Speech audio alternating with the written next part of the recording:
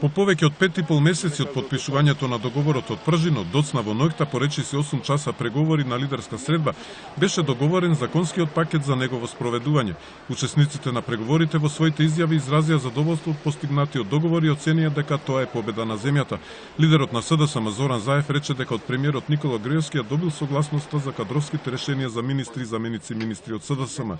Министерот за внатрешни работи ќе има право да разрешува и да поставува нови личности на одговорни функции, но нагласи Заев, интенцијата на СДСМ не се кадровски смени, туку шанса да се даде придонес за фер избори. Ова го правиме да добиеме гаранција за граѓаните пред се, за слободно изразена волја на изборите на 24 април, каде што покрај власта гарантира и опозицијата. Истовремено, во овој период, да ја подобриме нашата Македонија со демократизација на институциите, пред се во медиумите, во правосудството. Лидерот на ВМРО ДПМН Груевски изрази задоволство што новите членови во владата ќе бидат високи партиски функционери на СДСМ.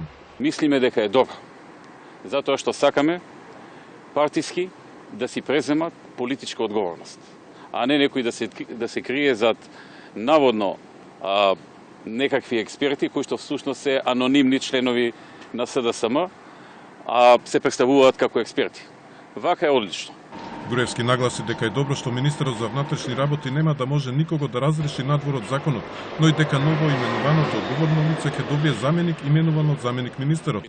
Тој изрази задоволство од постигнатиот договор и пред се затоа што датумот на изборите е влезен во законот. Наша стратешка цел како партија беше да се бетонира датумот на избори. СДСМ имаше обиди да го одложи, односно бараше да биде одложен. Ние тоа не го дозволивме, инсистиравме да остане 24 април и затоа ни беше важно колку што е можно побрзо и без одлагање да има избори и народот да може да си донесе одлука и да каже кому верува за понатаму. Народот знае да го препознае тоа, знае да препознае што се политички игри и интриги и нечесен начин и обид за доаѓање на власт. Граѓаните на слободни избори ќе изразат својата волја, дали земјата ќе се демократизира, Заев вели. Институциите ќе се демократизираат во Македонија кога оваа власт ќе замине. Тогаш ќе се демократизираат институциите. Сега, заедно со власта, сме гарантори на фер, демократски и регуларни избори, онолку колку што сме застапени во власт. Но сепак тоа е силна гаранција. Од денеска има надеж за граѓаните на Македонија. Јас сум прв опозиционер и само ќе потврдам. Реков дека денеска победи Македонија. Лидерот на ДУИ Али Ахмети оцени дека со договорот на партиската четворка конечно е направен потребниот исчекор. Тоа е добар настан за Македонија, за граѓаните на оваа земја. Никој не триумфираше, сите победија, а нема губитници. Мислам дека денеска направивме добра работа.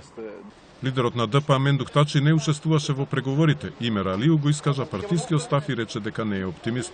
Ние ќе продолжиме да бидеме опозиција и на оваа влада, иако не веруваме дека договорот до крај ќе се имплементира. Заедно со законот за влада во собранието ќе влезе и законот за приватност кој се однесува на прислушуваните материјали, но неговата примена ќе отпочне веројатно за 6 месеци откако за него ќе се произнесе Венецијанската комисија, а во собранието ќе влезе и законот за укажувачи на криминал, популарно наречен закон за свиркачи.